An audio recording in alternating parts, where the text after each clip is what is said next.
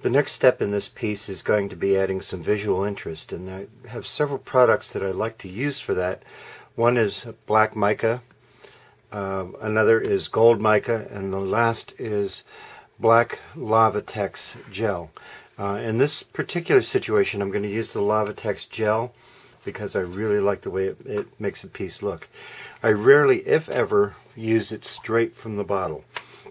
Lavatex has little chips of black plastic embedded in an acrylic base, and you can see that best when you kind of mush this out a little bit, but I will almost always thin it down with an acrylic medium of some sort or another. This happens to be a mixture of soft gel medium and liquid acrylic medium, and you can see how it thins it out. And I like to apply it with a brush of some sort, although it could be applied with a palette knife. I just feel like it gives me a bit more control, and you can see how it just leaves these lovely little black specks all over the piece. And I will use this very judiciously, trying to be careful where I put it and take a little bit more time in the application, but it gives it such a nice feel when it's done. And I'm just going to do a few passages here and there and wait for this to dry, each time building up a little bit more of that layer that I'm so fond of, each thin, almost clear, transparent layer of color. This will dry virtually clear, even though it does look slightly gray at the moment. And that's all I'm going to put on this for right now, and we're just going to let this play with this just a little bit more, but just going to let that dry and we'll go from there. The next step in this process is the addition of a collaged piece of paper. Now this is a paper, I believe it's made in Tibet, and it is a archival paper, acid free, and I'm going to be putting it down with a gel medium. And this is a combination that I make, and I store it in this ketchup bottle. It is a combination of soft gel medium, gel medium, and a touch of liquid gloss medium. And I do prefer gloss mediums over everything. And what I'm going to do is I'm going to make sure that my brush is wet, as always. I'm going to squirt on a little bit of this material and take that brush and spread it out. Then I can take my piece of paper, put it in position, and then use that same little bit of gloss medium to adhere to the surface. Now I literally have embedded this piece of material right into the surface of the painting. It is not going to come off. It is going to change color a little bit. It should get a little bit darker, which I have no objection to at all, and it should have a gloss finish when it's done. Now this is the way I work. It doesn't mean it has to be the way you work, but it works for me, and this is a good way to start. So slowly making progress on this piece. You can see where the black lava gel has dried and turned clear all the way through here. Now have the Good Life spiral paper in here, and I'm getting close to the end on this one. It's not too far away. This is a mixture of different colors along with clear gel medium, not gel medium, clear gloss liquid medium, and I like to use this with either a tip or in a flinging motion, and that's going to be the next thing that we're going to look at.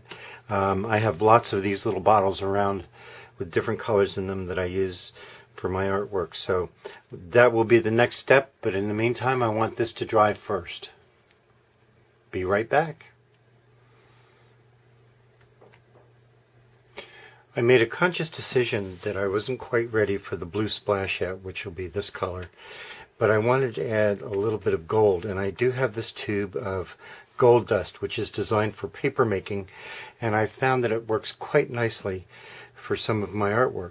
So what I've done is I have liquid acrylic medium that has been diluted with distilled water in a spray bottle. I have a tube of the gold dust and a palette knife and my ever-ready brush, and what I'm going to do is apply some of this gold dust.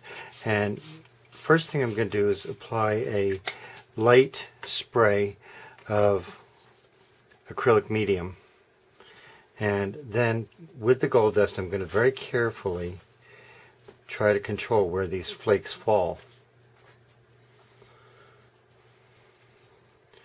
Try to find some sort of patterning in here.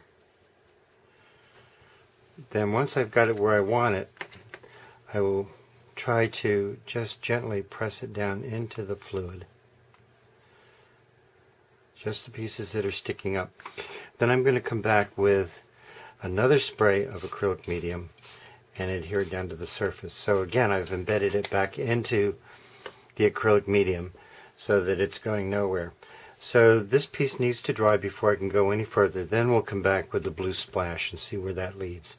That's where we're going to stop right now and wait for this to dry.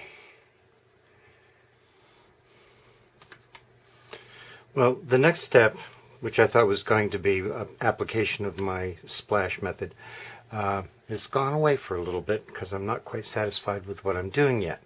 So I decided that I would take a little bit of this gel medium mix that I make and a color called Interference Turquoise, which is a tri-art color, which is very strong. And so I thought I would take a little bit of that and make a application for this particular piece. And so what I'm going to do is line my stencil up as best I can. And I'm going to start with a little bit of the gel medium and a little bit of the turquoise, and start up in this corner. And I'm going to apply this, making each layer a little stronger than the previous one. And this is going to be a very subtle piece, very subtle transition here, but it will show as you walk by the piece. A little bit more of the,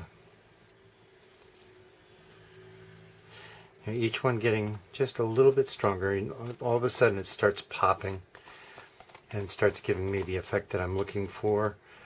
And I'm going to just do just maybe one more here.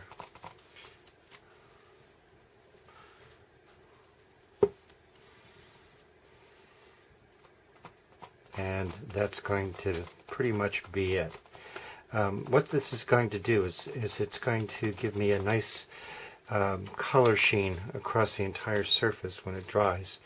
So that's the application of this. Again, I used the pigment, and then I added some of the glazing medium that I make and applied that with a makeup sponge. This is a makeup sponge through the stencil to color some of these areas, and I think I like the way this is starting to look. So there's a chance that I'll be satisfied with this yet. Alrighty, that's it for the moment. I'm going to wait for this to dry and then move on to the next step. Well, it looks like we're down on the final run on this one, and I'm going to use my little Gouda bottle and use this to make my marks on the surface of the piece. Now these bottles have been sitting most of the summer, so they may be a little bit dried out, and I need to open that up, make sure that I have flow through it, and just a little T-pin down through there, and there it is. There's my mark. So I want to make a nice circular pattern, so there it is, done. I'm going to call this one finished, sign it, and it's over. Hope you enjoyed this. Thank you very much for watching.